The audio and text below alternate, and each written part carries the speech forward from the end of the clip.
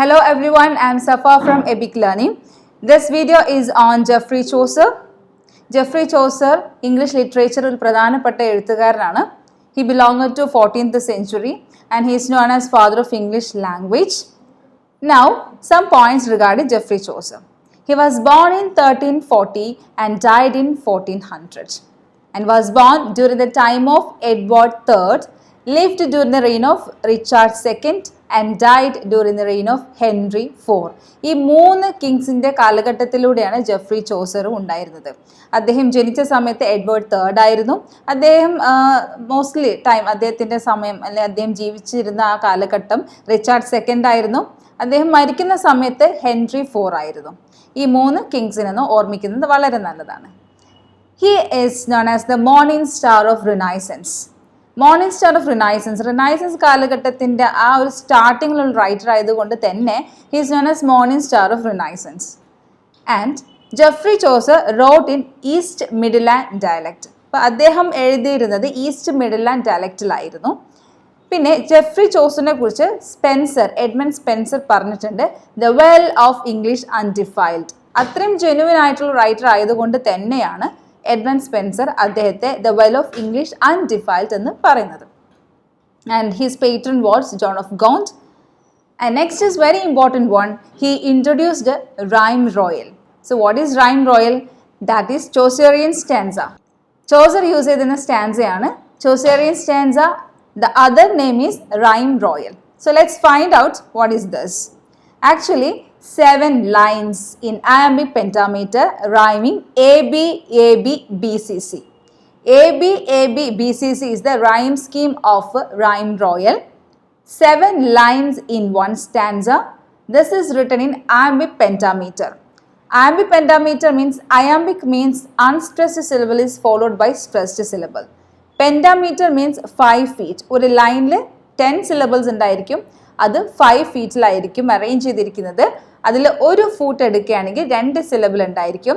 First syllable is unstressed and second syllable is stressed. So that is called iambic pentameter. Here rhyme royal, the rhyme scheme is AB, AB, BCC. 7 lines ആണ്, അത് iambic pentameter ആണ് എഴുതിയിട്ടുള്ളത്. Jeffrey Chaucer introduced this rhyme scheme in English literature and Chaucer borrowed this from France. ഫ്രാൻസിൻ്റെ ഒരു influence നന്നായിട്ടുണ്ടായിരുന്നു, അതുകൊണ്ട് തന്നെ he borrowed this from France and he used in Troilus and Criseyde, Parliament of Fowls and Canterbury Tales. ഈ 3 വർക്ക്സിൽ അദ്ദേഹം അത് use ചെയ്തിട്ടുണ്ട്. ഒരുപാട് വർഷങ്ങൾക്ക് ശേഷം William Shakespeare adopted this line, this Chaucerian stanza rhyme royal in his work Rape of Lucrece. Rape of ലൂക്രീസിൽ Shakespeare ഈ ഒരു ലൈൻ യൂസ് ചെയ്തിട്ടുമുണ്ട്. Next, there are 3 periods in Chaucer's literary career. 3 periods ആണ് ചോസറിൻ്റെ literary കാരിയറിൽ വരുന്നത്. First one French period, second one Italian period and third one English period. French, Italian and English. These are the 3 periods in Chaucer's literary career. He was the first poet to be buried in what is now known as Poets' Corner in Westminster Abbey. Westminster ആബേയിൽ ആദ്യമായിട്ട് അദ്ദേഹത്തെയാണ് bury ചെയ്തത്. അതിനുശേഷം ഒരുപാട് റൈറ്റേഴ്സിനെ bury ചെയ്തൊരു place ആണ് Westminster ആബേയിൽ Poets' Corner. Here the first writer buried in this Westminster Abbey. Poets' കോർണറിൽ ബറി ചെയ്തിട്ടുള്ള ഫസ്റ്റ് റൈറ്ററാണ് Geoffrey Chaucer. John Dryden said about Geoffrey Chaucer, here is God's plenty. Here is God's plenty is the comment by John Dryden about Geoffrey Chaucer. Important works of Geoffrey Chaucer. Here 3 periods are given. For French period അദ്ദേഹത്തിൻ്റെ ഒരു important work ആണ് Romance of the Rose. This is the translation work.